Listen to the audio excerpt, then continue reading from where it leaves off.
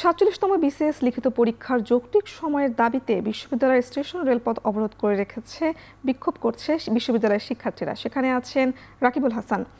রাকিব, শিক্ষার্থীদের দাবির ব্যাপারে বিস্তারিত জানান এবং রেলপথ অবরোধে স্টেশনে কোনো ট্রেন আটকা পড়েছে কিনা জানাবেন। পুতুল, আসলে ৪৭তম বিসিএস পরীক্ষার যে লিখিত পরীক্ষার যে তারিখ নির্ধারণ করা হয়েছে ২৭ নভেম্বর, সেটির প্রতিবাদে মূলত আসলে তারা বিক্ষোভ করছে এবং তারা বলছেন যে যৌক্তিক একটি তারিখ তাদেরকে দিতে হবে। তারা এখানে আমরা দেখলাম যে স্লোগানে বলছিল যে বিগত যে পরীক্ষাগুলো হয়েছে পিএসসি সেখানে ৬ মাস থেকে শুরু করে ৯ মাস, কোনো কোনো ক্ষেত্রে তারও বেশি সময় দিয়েছে লিখিত পরীক্ষার, কিন্তু এবারে সেটি ২ মাসেরও কম সময় দেওয়ার কারণে তারা এই বিক্ষোভটি করেছেন এবং তারা বলছেন যে দীর্ঘ সময় থেকে তারা শান্তিপূর্ণ আন্দোলন করে আসছিল, কিন্তু পিএসসি এবং মন্ত্রণালয় কোনোভাবে এটিকে আসলে কর্ণপাত না করায় তারা কিন্তু এই আন্দোলনে আসলে আসতে বাধ্য হয়েছে। এবং আমরা দেখলাম যে প্রায় ২ ঘন্টার বেশি সময় ধরে কিন্তু তারা রাজশাহী বিশ্ববিদ্যালয়ের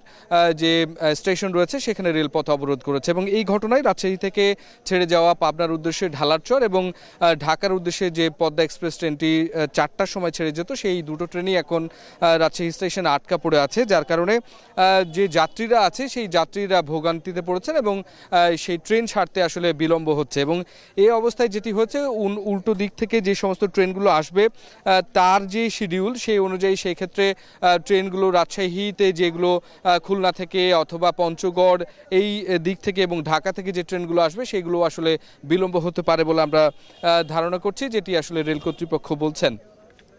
এই অবস্থাতে তারা যেটি বলছে, এখন পর্যন্ত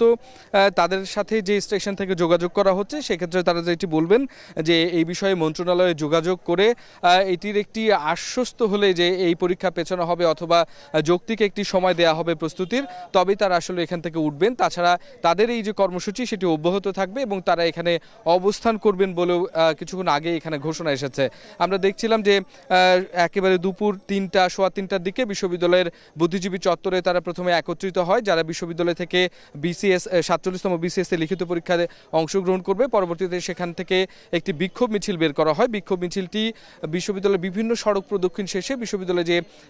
এই রেল স্টেশন রয়েছে সেখানে আসার পরে এখানে বিক্ষোভ করে তারা এবং তারা তাদের দাবিগুলো জানায় এবং দাবিগুলো জানানোর পাশাপাশি পুতুল, আমরা যেটি লক্ষ্য করেছি যে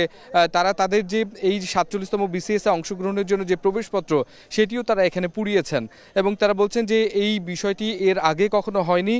যেটি এত দ্রুত সময়ে এত মূল্যবান একটি পরীক্ষা যেটি কোনোভাবে আসলে যৌক্তিক নয় বলে তারা দাবি করছেন এবং তারা বলছেন যে পিএসসি মানে দ্রুতই যেন এই বিষয়ে একটি সিদ্ধান্ত তাদেরকে জানায় এবং দ্রুত সময়ের মধ্যে যে যৌক্তিক যে সময় সেটি আসলে দেওয়ার দাবিও করেছেন। অন্যদিকে তারা কিন্তু তাদের ব্যানারে লিখেছেন যে এই আন্দোলন নিয়ে শিক্ষার্থীদের যে শান্তিপূর্ণ আন্দোলন ছিল ঢাকায়, সেটি নিয়ে এখনও কেন্দ্রীয় শহীদ মিনারে অনশনে আছেন শিক্ষার্থীরা, সেইটিকে আসলে কোনোভাবেই আসলে পাত্তা দেয়নি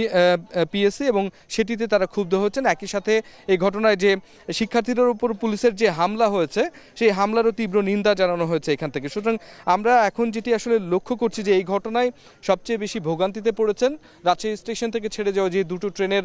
যাত্রীরা রয়েছেন, তারা দীর্ঘক্ষণ অপেক্ষা করছেন এবং তারা অপেক্ষায় আছেন কখন আসলে শিক্ষার্থীরা এই পথ ছাড়বে এবং এখান দিয়ে তারা যেতে পারবেন। তো পুতুল, এই ছিল রাজশাহী বিশ্ববিদ্যালয়ের এই রেলপথ অবরোধের আমার কাছে সর্বশেষ।